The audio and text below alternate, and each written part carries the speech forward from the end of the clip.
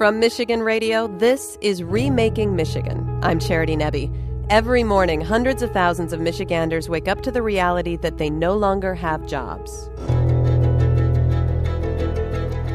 For many, the search for a new job can seem endless. There's nothing out there. There's nothing out there. I mean, to keep yourself motivated, you can fill out apps or go to, something like the workshop we had today, but there's nothing out there. We have the highest jobless rate in the nation, and our biggest industry is in crisis. But we are not giving up without a fight. Today, we focus on the future. What the region really has to realize is that the future after auto can be better. For the next hour, we'll be talking about efforts to transform Michigan's economy, and we'll be taking your calls at 866-255-2762 after the news.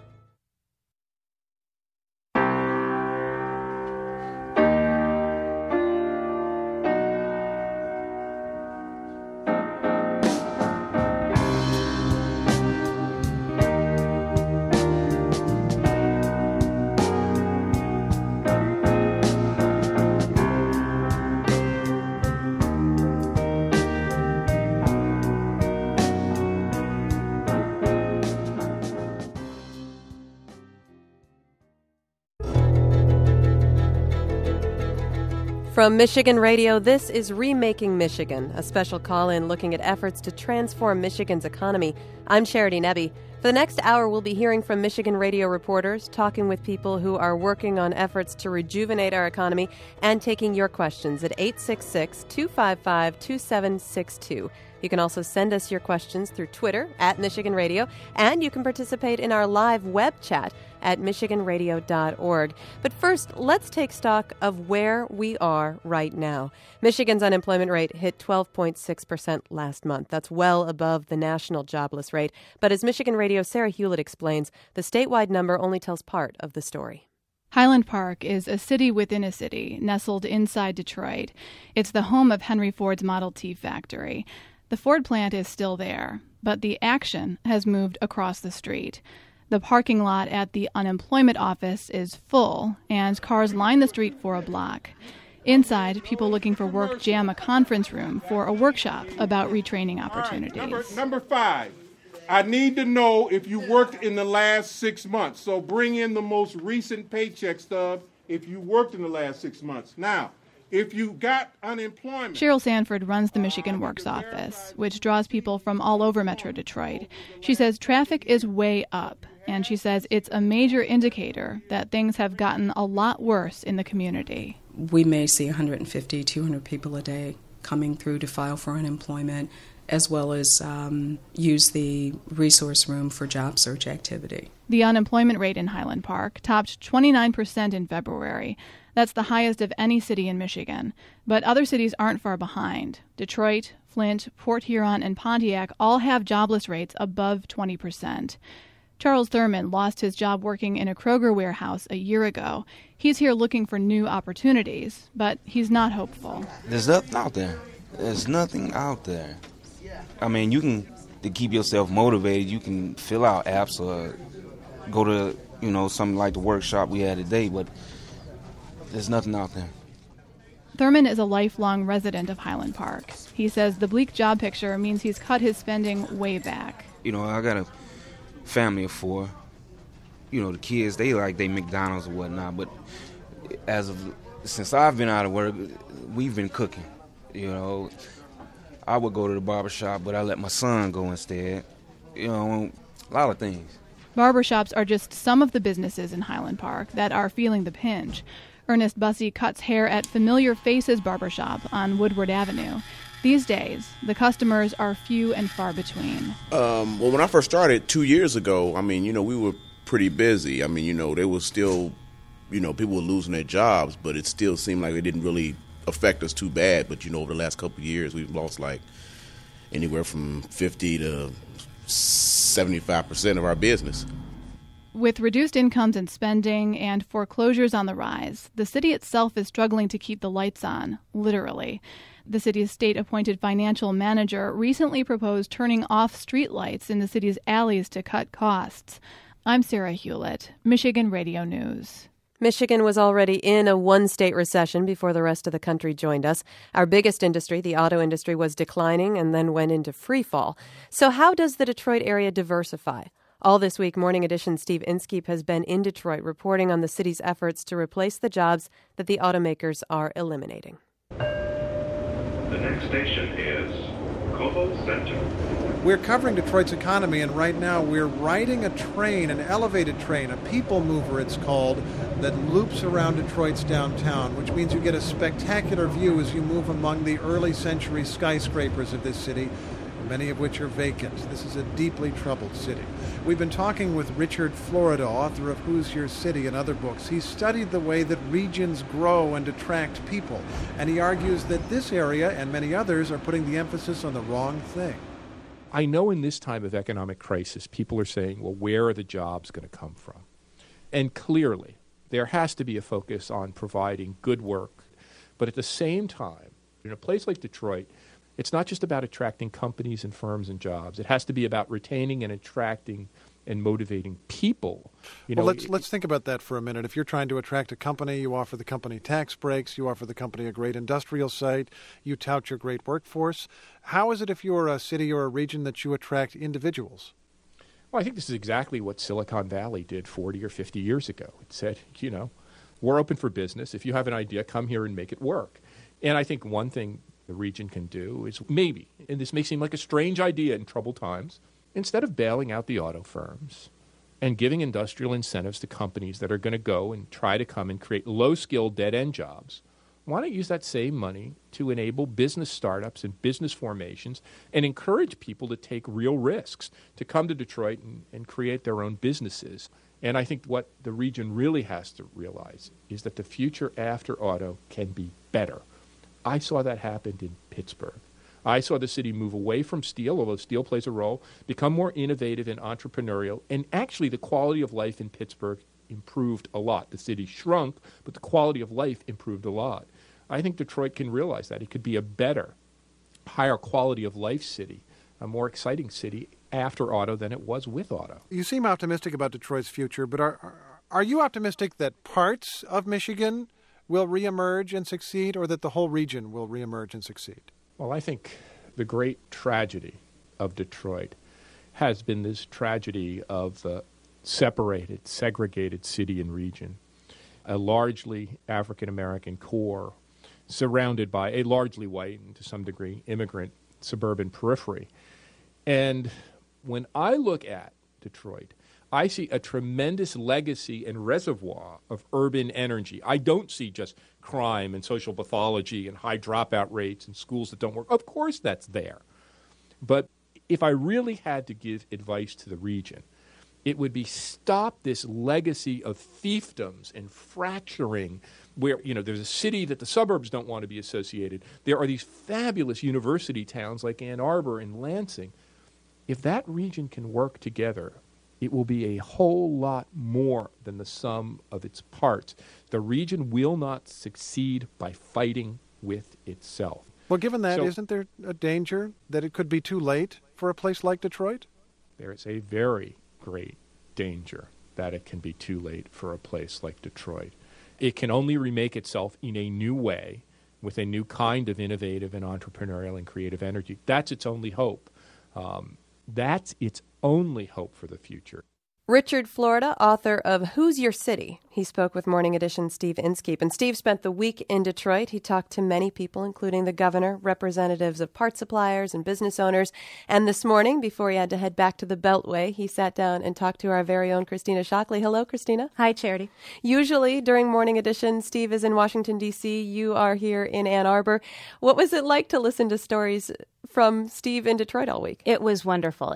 I feel like every single morning, I feel like I work with him, but throughout this week, I've been hearing him walking through the city of Detroit, which I think was really neat and special to us here in Michigan. And what I talked with him about was why he decided to come here and how Michigan and Detroit are adapting to this economy. Well, I found two fundamental things, one of which was very exciting and one of which was daunting. The exciting part is something that is true in any difficult time, I think. People try to find a way to make a living, try to find a way to make money, and many of them make some creative choices that can become extremely interesting over time, that could become the great successes of the future.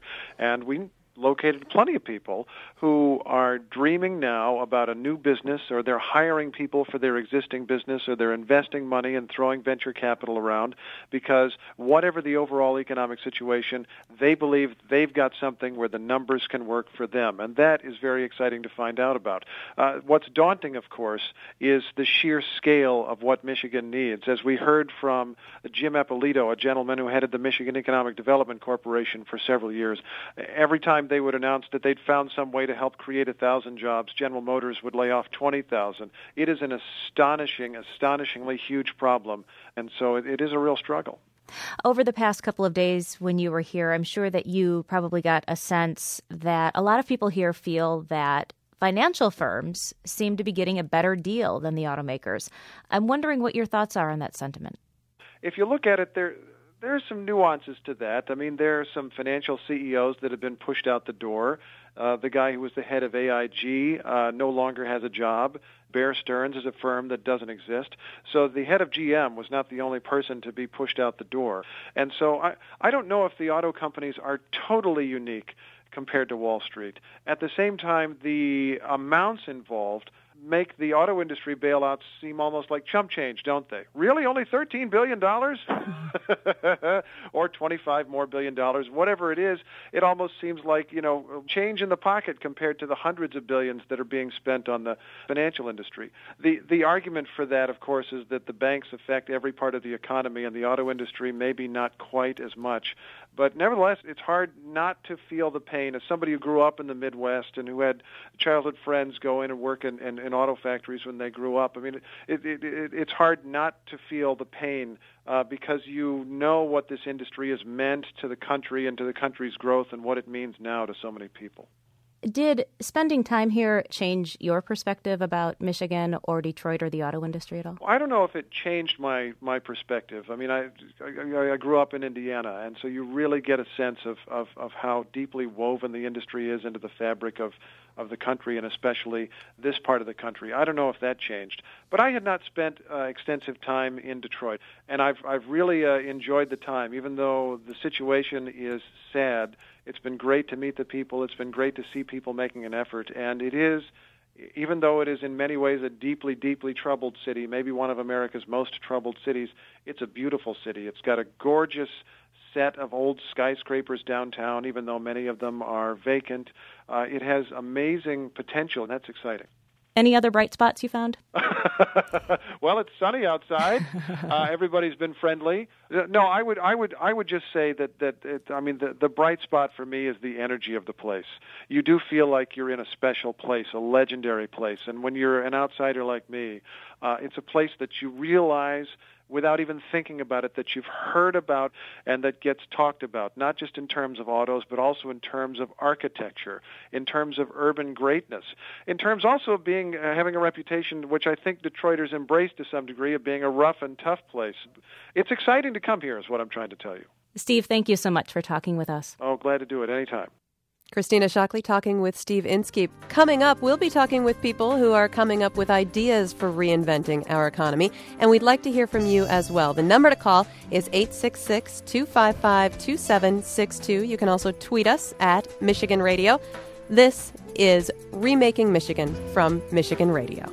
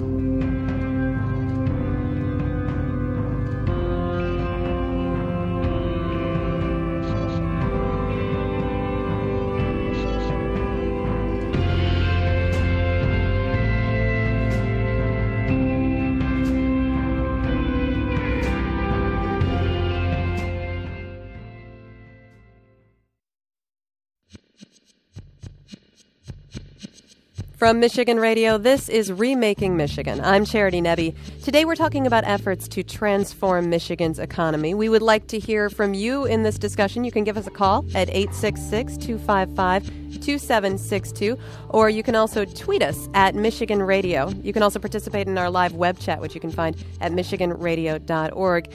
With me now are a couple of people who have given a great deal of thought to Michigan's future and remaking our economy. Don Grimes is a senior research associate at the University of Michigan's Institute for Research on Labor, Employment, and the Economy.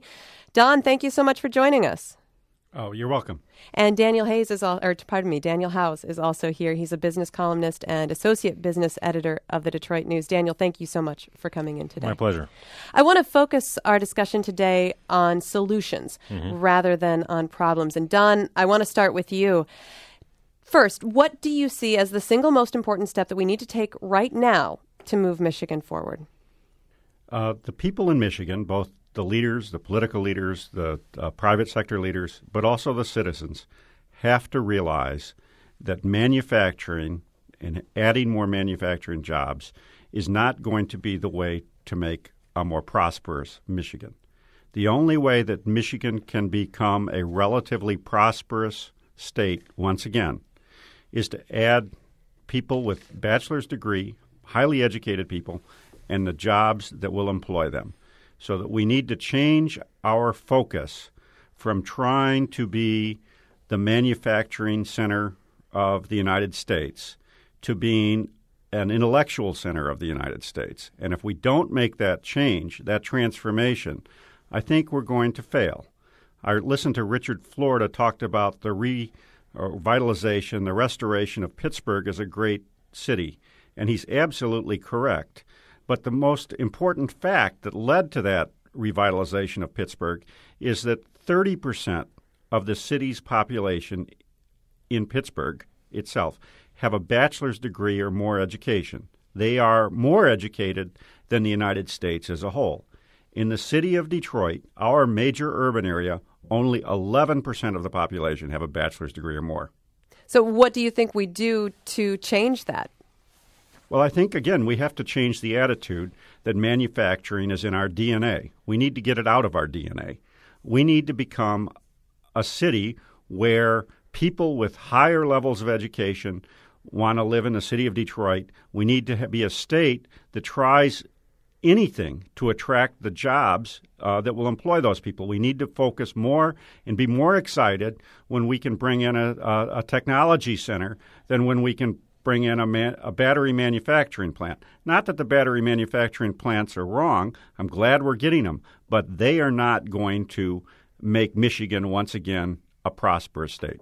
Daniel Howes, I'm going to ask you the same question. And I've read your columns. I know that you're often critical of the people who are leading Michigan right now and what's going on at the moment. So this is your opportunity. What do we need to be doing? Well, I think Don hits what I would say is half the point. The other half of the point is you need to create an economic environment that is attractive to the kinds of industries and that attracts the kind of people that he says, and I think he's right, that will help build a new economy. And I think one of my greatest frustrations, and I know one of the great frustrations with the business community, particularly in Southeast Michigan, has been a political leadership of both parties, it's important to note here, that has really not come to terms with some of the economic issues that are the most important to business. And I can give you a couple of examples. One, of course, is tax policy. And I don't just mean the income taxes that are paid by you and me and everybody else. I'm talking about business taxes. I'm talking about an overall tax environment in Michigan that is competitive, and it frankly is not competitive. Now, very quickly, people would come back to me and say, well, there's a lot of states that are in much better shape that have, for example, a graduated income tax. That's true. What is less true, though, is that you have to look at it on balance. Secondly, I think the state government, we still are very focused on on the old structures of government, both at the state and local level, and there's been pretty much a wholesale unwillingness by the people in power, i.e. the governor and her party, to really attack structural reform. And it was interesting, I happened to hear Lieutenant Governor John Cherry, who's likely to be one of the probably the nominee for the party in 2010, acknowledged this very point on another radio broadcast earlier this week and essentially said, we have not dealt with that. I bring this up because I think it's very important because we all know we live in a 24/7 world where everything is Googleable, and in fact, I think that Michigan loses right out of the box with our inability to be competitive on taxes, with a state government that's dysfunctional, with local governments that are dysfunctional. And I can tell you, if I was a CEO and I was looking to expand or put an operation in the upper Midwest, Michigan would probably be at last on my list because of all these issues and the unwillingness to come to terms with it. You look at a state like Ohio, it was getting killed because of some of their tax policy, and they attacked it. And I think my point is that I think what I'm saying, what Don is saying, are not mutually exclusive. They're complementary, and all of that falls under the rubric of culture. And what we have here is a manufacturing culture that does not value higher education. I mean, look at what is happening in this environment. This administration, despite talking about education, is really taking the axe to higher ed for quite a number of years, and as a result, we're falling further and further behind. Now, I think some other states in the national recession are going to get hit worse, like Arizona, California, and Florida, because they were spending money like crazy that we didn't have. But nevertheless, I think we're kind of behind the eight ball. Anytime you bring up tax reform, though, that brings up a really important question because we're in a revenue crisis here in Michigan. So if you were to make taxes in the state better, in your terms, for business, would you recommend raising the income tax on individuals? Well, you see, I think this you make the mistake, I think, and we all make this mistake if we react very quickly, is to say, well, if you're going to take away from this pot, you're going to have to add to that pot. I think what I and others have been suggesting is we need to take a holistic view at tax reform and look at what's competitive on income taxes. Do we need a personal property tax, and if so, why? That's been one of the things that has hurt investment of certain kinds of business investment. What kind of business taxes more generally? We need a holistic approach, and I think what we get to in the typical debate you see in Lansing is a zero-sum game approach, and which really doesn't get you anywhere. And when you're in a recession situation like this, it's very easy to say, well, the last thing we can do is beggar revenue, so let's not do it. And so now we're in an environment where they're kicking the can forward to probably 2011, which for people listening out there, that ought to scare them. But you talk to very prominent business leaders, as I do routinely, and they will tell you that their read on the situation is that nothing's going to change in Michigan from a policy standpoint until the early 2011.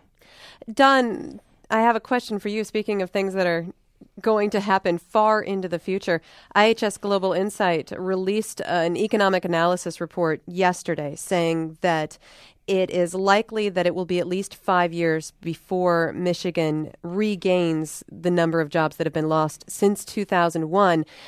With looking at this very long-term recovery, how do we keep educated people in the state? Because college graduates are immediately going elsewhere to look for work right now. Well, I have to say that Global Insight is overwhelmingly optimistic for Michigan if they think we can get back to 2001 employment levels I would agree. in 5 years. I think we'll be lucky if we ever get back to 2001 employment levels. Partly that's a demographic issue. We're going to have a massive retirement of the baby boomers, so eventually we're going to not have anybody to occupy jobs in Michigan. But we are going to be a permanently smaller state, and I don't think that anybody can count on getting back to 2001 levels anytime in the next 10 or 15 years at least. Okay, so that makes it even grimmer. What do we do to retain our college graduates right now? Well, I think that Dan Howes was talking about tax policy, and I think it's not just important to think about tax policy. We can quibble over how much higher or lower taxes are. But I think the real problem is the misallocation of spending decisions that are being made. Michigan essentially has relatively well-compensated public unionized employees. We have a relatively generous social safety net. And unfortunately, Michigan can no longer afford those benefits. Michigan K-12 teachers, for example, are paid 10% above the national average. They are the seventh highest paid teachers in the country, according to the Census Bureau. But Michigan as a state is now 11% below the national average.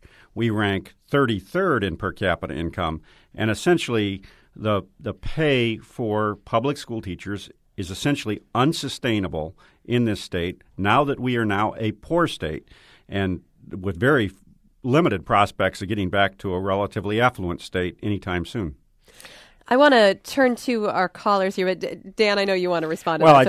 I just want to jump in really quickly and say, and it's going to get worse as you see local budgets depressed because of declining revenue from property taxes, as people's homes have. I mean, so the situation that Don describes is going to continue to be exacerbated, and there's going to be a real coming clash politically, I think, between special interests over how that money is allocated. Give us a call at 866-255-2762 to join in our discussion today. We've got Melissa on the line from Stanton. Hello, Melissa. Hello, how are you guys today? Great. What's your question? As much as I'm loving the doom and gloom that I'm hearing, I'm actually wanting to put a ray of sunshine into this for a minute and just suggest that we have wonderful natural resources in this state. We have water, we have sun, we have wind, and we have people that want to start making energy out of these wonderful natural resources. There are also many folks that want to include environmental technology in our elementary schools and high schools to start training the youngest members of our state right now in new technology. And I don't see this being addressed as seriously as it could. So your question is, why aren't we focusing more on green technology right now? Yes, I think that our economy and our ecology are irrecoverably linked, that you can't have one without the other, and I wonder why we're not really jumping on this, because it's a wonderful opportunity for our state economically. Okay. Thank you very much, Melissa. Don, can you respond to that first? Well, I don't know about the sun in Michigan. They got great wind and great weather. But the state does have great assets, and the water assets, the Great Lakes, are one of them. We also have great universities, and it is clear that if we are ever going to build a more prosperous state, we have to somehow manage to take advantage of those assets and, again, build a knowledge economy where people want to live. And I think that's one of the advantages of a very strong and supportive environmental program. Is all of the indication is that well-educated people, especially young well-educated people, really place a great value on having a beautiful, clean, and active natural environment. And so I think we could use our natural resources, especially if we protect them, to attract those workers and those businesses who will want to be in an area that has great natural resources. But, Don, in a recent report you worked on with Michigan Future, you actually said that you felt like there was too much emphasis being placed on green technology jobs. Yeah, I don't think that I think that that's a bit oversold in terms of the number of jobs that will be created with green technology. I did some back-of-the-envelope calculations after the report about the battery manufacturers moving to Michigan. And my best guess is that by the time all of the cars built in the United States actually are using batteries instead of gasoline or any other internal combustion engine, that those battery plants will actually probably employ maybe 20 or 25,000 workers total in the United States. So I don't think you can actually expect that this whole push for green technology is going to create a lot of jobs. I'm all in favor of it, don't get me wrong, but I don't think it's going to be the job generator that people are counting on. I think we need to do it for other reasons than jobs. Dan? I was just going to say, I was going to add, Don, by the time that happens, we'll all be dead. But I would say that, again, I think it gets to this point of balance. I think one of the great frustrations with this current administration has been that it has focused a lot on alternative energy and green jobs, and that's fine. But it's not an either-or proposition. It's got to be a both proposition, and I think we probably agree on that, is that you need to be – look, at the end of the day, the kind of people that Don is describing that we need in Michigan, and I wholeheartedly agree with him, there has to be an environment that they want to come and they want to stay. And the only reason they're going to come and stay is if there are the kind of jobs that attract them and live in the kind of communities that they want to live in. Now, some of us are sitting here in Ann Arbor, and that clearly would be one of them.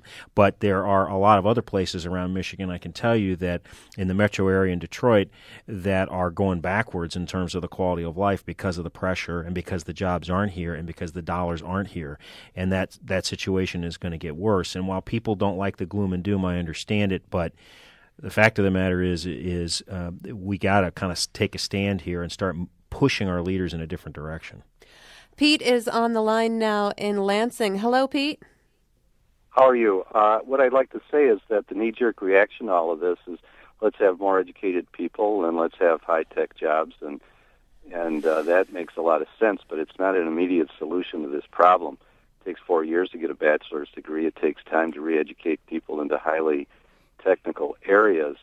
And I agree with Don and with Lou Glazer that, the future really does look pretty grim. But right at this particular moment, the Detroit Chamber of Commerce and Mr. Ficano are bringing together a group of people to talk about Detroit as a hub for transportation. It's situated on an international seaport. It's got trucking and rail, and Obama is pushing the idea of having that kind of intermodal transportation system set up, and Detroit is situated perfectly.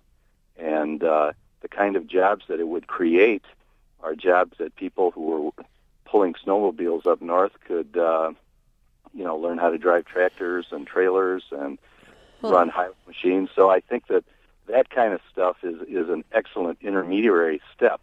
Okay. And I like what they say about that. Thanks a lot, Pete. Dan? I absolutely agree with you. It is a great project, the Aerotropolis. But let me just put a note of history here. I think one of the things, as I've thought a lot about this and written a lot about it, that's become very clear to me is that the culture in Michigan is what I call kind of a home run culture. And, 100 years ago, this state won the lottery when all of a sudden it became home to the auto industry, and it became one of the wealthiest states this country had ever seen. You saw that start to fall apart in the 70s. You saw it rear its head again in the 90s when Detroit said that casinos and casino gaming was going to be the thing that was going to save the city. Well, guess what? It doesn't. And I think in the community in general, there's this kind of cultural ethos that's always looking for the next big thing, the next big home run that's going to help. It's going to be green jobs. It's going to be casino gaming. It's going to be advanced technology. Well, it's not. Each one of those things are very important, and I think if you go into other states, one of the things you'll find is not that they target individual industries, is that they have a culture of cooperation where business and the politicians and community groups are all kind of working together. Here, as we all know, whether you're in Lansing, Ann Arbor, Detroit, they're at war. Dan, thank you so much. We're going to let you have the last word there. And coming back in just a moment, we're going to talk about West Michigan and how challenges differ across the state. Daniel Howes, a business columnist and associate business editor of the Detroit News. Don Grimes, a senior research associate at the U of M's Institute for Research on Labor, Employment, and the Economy. Thank you both so much for being with us today. This is Remaking Michigan on Michigan Radio.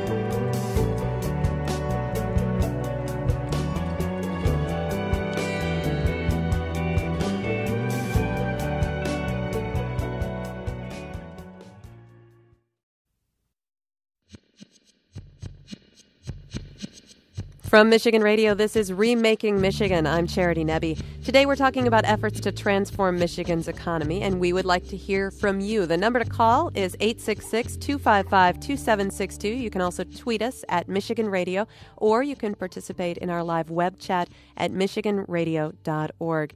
We tend to focus on Detroit when we talk about the economic problems facing Michigan. Of course, those problems affect the entire state, but leaders in some of West Michigan's communities think they're better prepared to bounce back from today's troubles. Michigan Radio's Dustin Dwyer visited Kalamazoo to see how it's going.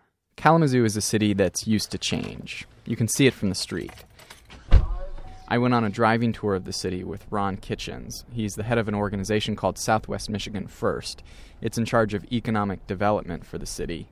And Kitchens told me Kalamazoo has seen a lot of its leading industries come and go. We've been a leader in the production of celery, children's sleds, the gas stove, rods, reels, guitars, pill manufacturing, orthopedic beds, taxi cabs, and yes, women's corsets. Kalamazoo has had to reinvent itself over and over, probably more than most cities. And as he drives around town, Kitchens takes me to the old GM plant, which closed in the late 1990s. Now it's been turned into a distribution center, home to more than a dozen companies. Then there's the Upjohn Company. It basically invented pills, and it put Kalamazoo on the map. But it was sold to Pharmacia and then Pfizer, which cut 4,000 jobs. The old Upjohn headquarters is now a hospital, and all the jobs lost in the Pfizer deal have been replaced at hundreds of small companies around town. And the odd thing is, Kitchen says he knows even these companies will leave. He says cities that expect big companies to come into town and stay forever, they've got it wrong. It's not the way the economy works any longer, and so we simply have to understand that companies changing and loss is inevitable a process as them successfully growing and creating. In a way, failure is part of the plan. But people in Kalamazoo believe that there are enough good reasons to attract new companies to make up for the jobs lost when other companies leave. One reason they're so confident is the Kalamazoo Promise. The Promise covers tuition at any public university or community college in Michigan, and it's available to any student who spends at least 4 years in Kalamazoo public schools. For kids who've been in the district since kindergarten, the Promise covers 100% of tuition. It's funded entirely by private donors. Michelle Miller-Adams just put out a book about it called The Power of a Promise. And she says the Kalamazoo Promise does two main things. You invest in the human capital of your young people, you raise the profile of education in your community, and that makes you economically more competitive. Miller-Adams says that gives Kalamazoo an advantage attracting new companies and replacing lost jobs. Others in Michigan are hoping to get that same advantage. The state has a new plan to create Promise zones in 10 Michigan cities. So far, more than a dozen cities have applied for that program. I'm Dustin Dwyer, Michigan Radio News. You're listening to Remaking Michigan on Michigan Radio, and here in the studio with me now, I have Greg Northrup, who's the president of West Michigan Strategic Alliance. Hello, Greg. Good afternoon, Charity. And we also have Phil Power here, who's a longtime journalist, University of Michigan regent, and founder of the Center for Michigan, which is a bipartisan think and do tank based in Ann Arbor.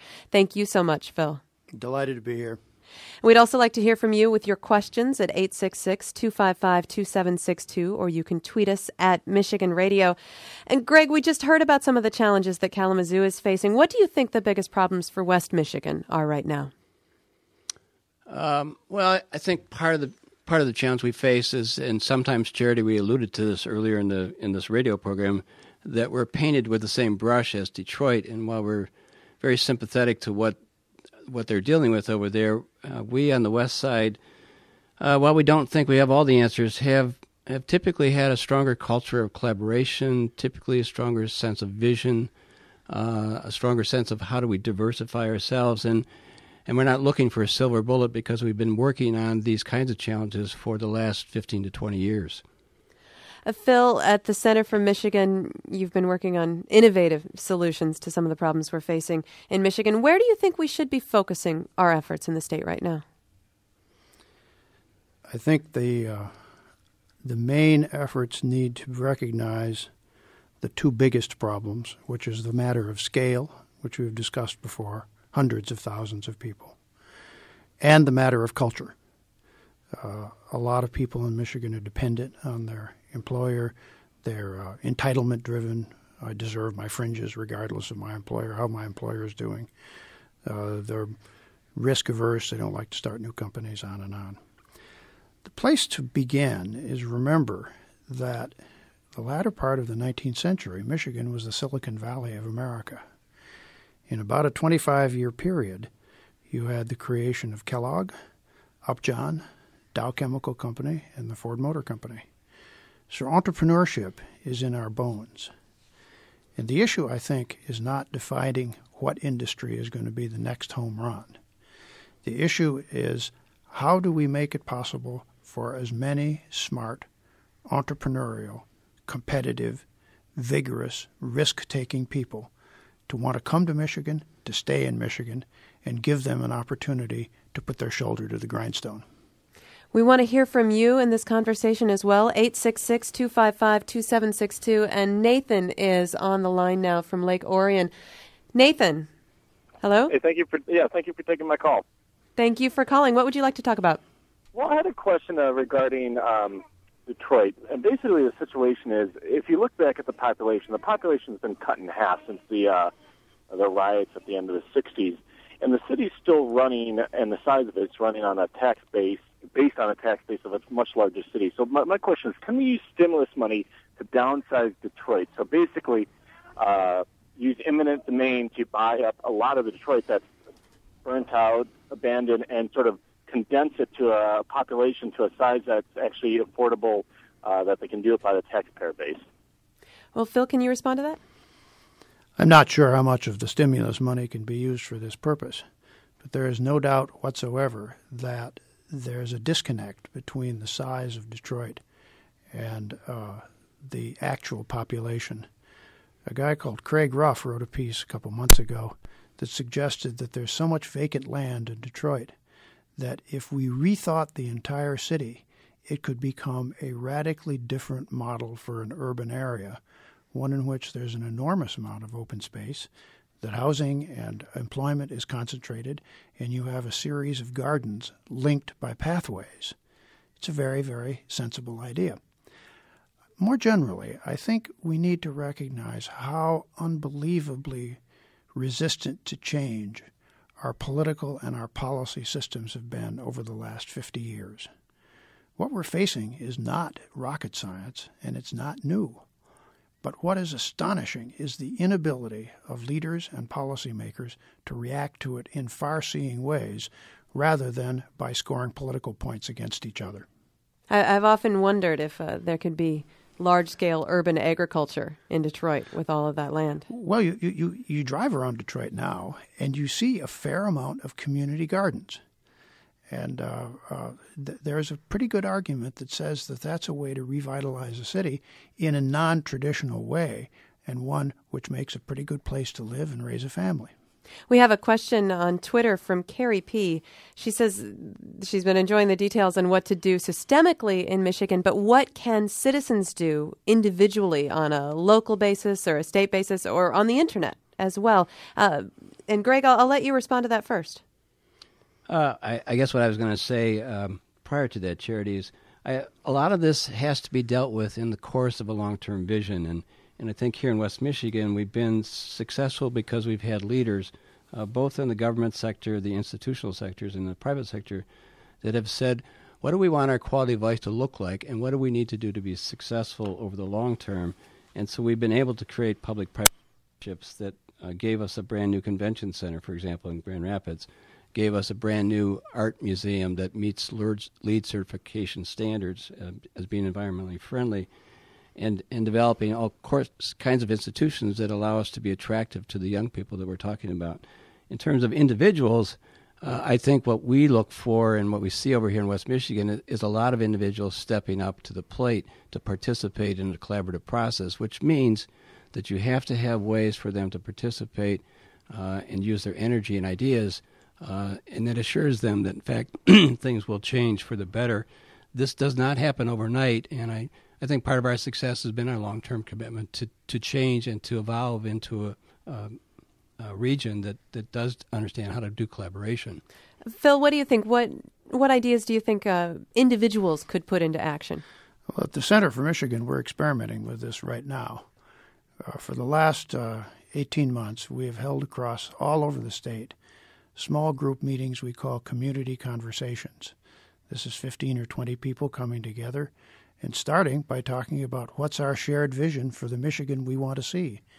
And about halfway into the conversation, it pivots, and then people start talking about, okay, how do we get there? If people want to participate in those conversations, we are hoping to build a citizen movement of 10,000 people by this time next year. And just go on the web and look for the Center for Michigan, and you can get lots of information. I happen to think that both the political and the policy systems in Michigan are pretty nearly busted. And I think they've gone so far that they're not going to reform themselves on their own. And what that says to me and to many people who I talk with, you've got to have a citizen movement that is prepared to take back our state and prepared to spend some time on taking Michigan's history back into our own hands. So I guess the short message there is get involved and don't leave the state. Well, sure. A, don't leave. And B, get involved. There are people like you all over the place who are saying and doing remarkable things. And there are able people all over Michigan who care deeply about our state and are prepared to spend some time making it better. Benjamin is on the line in Ann Arbor. Hello, Benjamin. Yes, I'm a college student at the University of Michigan, about to graduate soon, and I'm originally from the west side of the state, near Muskegon. And one thing I've seen Muskegon do is starting to revitalize their downtown. More businesses have been going in there, and they've made a lot of effort at cultural opportunities in that area. And that's one thing that I think has really attracted me, possibly staying in the state. I was wondering what you thought about revitalizing the downtown to help maintain the economies of West Michigan. Thank you. Greg, let's hear from you on that. Well, I think he's right on. We believe that if we're going to attract and retain young people, that we do have to have vibrant urban economies. And I think Muskegon is a good example of a community that looked at its downtown and said, we don't think we're offering the product that's going to allow us to be successful over the long term. And Muskegon, like Holland, like Grand Rapids, have spent lots of time and effort in making sure that their downtowns truly are attractive. And we have much to be proud of. Recently, in fact, yesterday, I think you heard an announcement or may have heard an announcement of something called Art Prize, which is an effort that's being funded here in Grand Rapids to reconnect the art community with the community itself, but do it in a way that creates great scale and creates great enthusiasm within the global community for how do we bring culture into our regions. To retain young people and to attract young people, you have to be vibrant. And I agree with what Lou Glazer has to say, is that successful communities will be those that have intellectual capital and are able to retain and attract. The example is Grand Valley State University has data to show that we retain 88% of the graduates from the engineering school coming out of the co-op internship program. And so we've been able to say to our young people, this is the right place. There are jobs here. And I think one of the other misconceptions we need to deal with, Charity, is we will have a manufacturing base. It'll be advanced manufacturing base. And so it's not just intellectual capital in terms of service industries or those types of things, because we still have to make products. And so it's a mix in terms of the economic base that will allow us to be successful.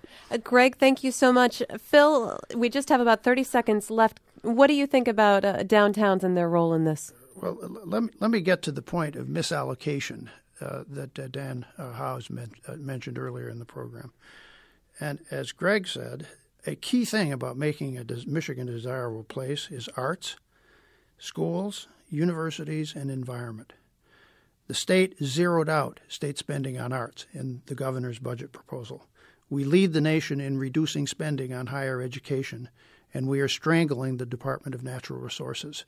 There's a disconnect between what we need to do and what we know we need to do and what we in fact do. Phil, thank you so much. Phil Power is the founder of the Center for Michigan. Greg Northrup is the president of the West Michigan Strategic Alliance. Thank you both so much for being with us today. And as we end this hour, Michigan Radio's political analyst Jack Lessenberry has some thoughts to help us gain perspective during these difficult times.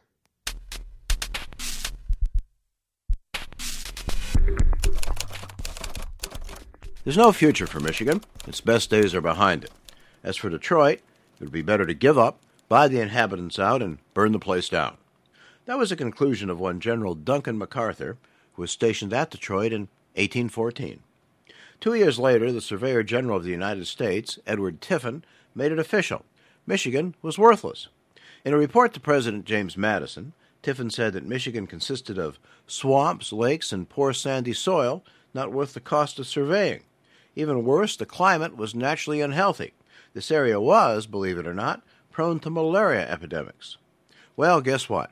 They were wrong. I don't know why anyone would have taken Tiffin's report seriously anyway. He was the first governor of Ohio. So, how do we survive all that bad publicity? Lewis Cass, our territorial governor and political godfather, understood the importance of PR. He got another surveying party together, produced a different report, and turned opinion around. We've always been a place of boom and bust, fighting for respect. Detroit burned down in 1805 at a time when Detroit was pretty much all there was of civilization in Michigan. We just shrugged and built it back up again. That long-ago disaster is mostly forgotten now, but it gave the city its official motto, words which are especially apt for the whole state. Speramus meliora, resurgit caneribus, which means, we hope for better things, it will rise from the ashes. We've gotten rather good at rising from the ashes, something we need to remember. We also need to not only hope for, but believe in better things, and remember these words of ancient wisdom. You never can tell. Misfortune sometimes leads to opportunity. Michigan fought an actual war with Ohio in 1835, lost, and got cheated out of Toledo. But as a compensation prize, we got the Upper Peninsula, which made this state rich half a century later. Detroit was so slow to become a major city that most of the other Major League Baseball owners opposed giving it a team in 1901. The place was too small for Major League sports, they said. Well, that changed in a hurry. The auto industry's on the ropes now, but not for the first time. Henry Ford's first two ventures went bankrupt. Car sales fell off 75% during the Great Depression, a time which makes our present difficulties look like a picnic. People slept in the parks, and the governor closed all the banks. And yet, we came roaring back because that's what we do. That's what we've always done. We've had race riots and environmental disasters. Half a century ago, Michigan was on the rocks because the state government couldn't pay its bills. We came back, and I think we will again. It won't be easy. It's never been easy, which we sometimes forget. We need a little retooling, intellectual as well as otherwise. Sequarius aminum peninsulum circumspecie. If you seek a pleasant peninsula, look about you. Still works for me. I'm staying here for the next chapter. I'm not about to let some long-dead governor of Ohio have the last word. Jack Lessenberry is Michigan Radio's political analyst. Remaking Michigan was produced by Tamar Charney and Zoe Clark. Production assistance today from Colleen Castle. Bob Scon was our engineer. Special thanks to Nick Meter for web support today. And thank you so much for listening, for giving us a call on the phone, and participating online. The web chat continues on our website, michiganradio.org. This program is a production of Michigan Radio, a broadcasting service of the University of Michigan. I'm Charity Nebbe.